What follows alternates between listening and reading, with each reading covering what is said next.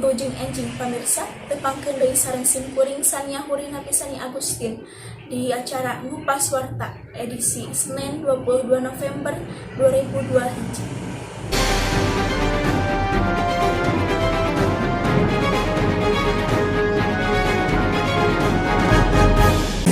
Pamirsa, ayeuna abdi bade nyampaikeun warta ngeunaan panemuan fosil endog dinosaurus di Tiongkok. Budak lalaki nu yusana 10 tahun teu kahaja mendak fosil endog dinosaurus pas manehna nuju amang di Caket Walungan di kota Huiyuan, provinsi Guangdong. Ngaran budak eta namana Zhang Yangzi. Numutkeun laporan Latbible, Zhang nadekahan pikeun milari hal anu tiasa ngabantosan anjeunna ngabuka walnut. Bari ngalit taneuh pikeun manggihan hal anu bisa renggat walnutna. Zhang nempo batu aneh, batu ieu dikubur dina taneuh beureum sarta anjeunna ngali eta taliti pisan. Sanggeus mariksa deui, Zhang tungtungna sadar yen eta teh hal anu luar biasa.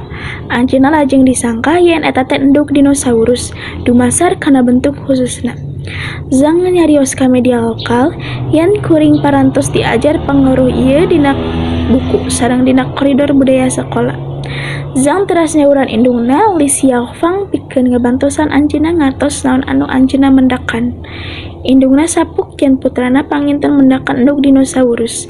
Aranjeunna lajeng langsung ngahubungan museum lokal ngeunaan manggihan endog dinosaurus.